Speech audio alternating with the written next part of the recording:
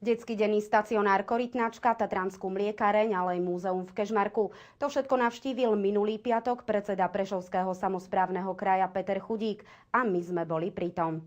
Výjazd predsedu Prešovského samosprávneho kraja Petra Chudíka a poslancov vyššieho územného celku za Kežmarský okres sa začal už ráno v Zamaguri a pokračoval v Kežmarku. Tu spolu v doprovode primátora mesta Igora Šajtlavu navštívili ako prvý detský denný stacionár Korytnačka. Nás a hlavne teda rodičov zaujíma situácia, ako vyriešiť tie vysoké platby do konca roku 2012. Tu by som raz opakoval, že to nejak vymyslel mesta, ale naredil to nám to zákon takto spraviť, takže snažili sme sa snáď riešenie, aby sme týchto rodičov odbremenili od takýchto vysokých platieb. Bohužiaľ v tejto veci ani mesto, ani kraje nevie im nejak pomôcť, lebo zákon je prijatý tak, ako je prijatý. Snáď sme hľadali spôsoby realizácie, aby sme mohli im vyhovieť, aby o takúto platbu nešlo, lebo to vychádza až na 400 eur mesačne. Ja myslím, že tie vzťahy nikdy neboli ako nejaké zlé. Samozrejme v médiách to bolo prezentované trošku ináč. Ja som rodičom vysvetlil, určite niektorí už o tomto probléme vedeli, takže prijali to.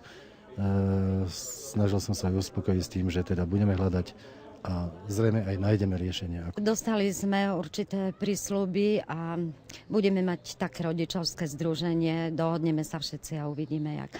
Ale táto schôdzka nám veľmi, veľmi pomohla, za čo sme vďační a ďakujeme. Požiadavka rodičov je, aby sme to zobrali my ako samosprávny kraj, aby to bolo detašované pracovisko DSS Ľubica. Samozrejme, že je to zase zásah do nášho rozpočtu. Tak je to jedno z riešení, ale treba vidieť, že toto by bolo až od 1.1.2013.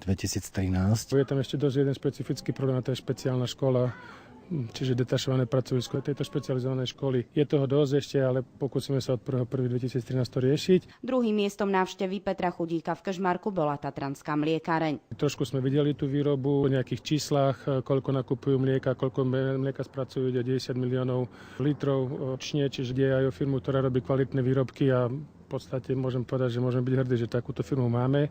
Výjazd predsedu a zástupcov Prešovského samosprávneho kraja sa skončil na Kežmarskom hrade.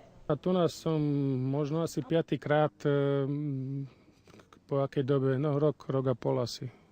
Aj preto bol Peter Chudík prehliadkou hradu nadšený. Expozícia veteránov automobilov je úplne krásna, nádherná. V podstate mať to na hrade asi zrejme ide možno o svetový unikát.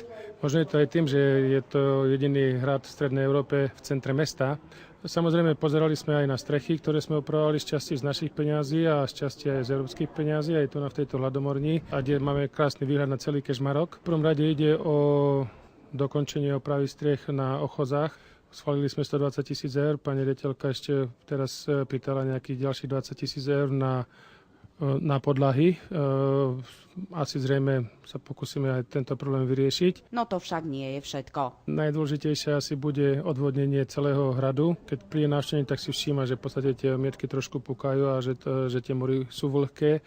Je to problém v podstate všetkých takýchto hradov a takýchto historických budov. Na to už projekt vychádza na 1 300 000. Budeme hľadať systém financovania aj v rámci európskych fondov, ale samozrejme aj v rámci našich peňazí. Je to, si myslím, že teraz najdôležitejšia vec tu na hrade, ešte dôležitejšia ako oprava striech na 3 vežách.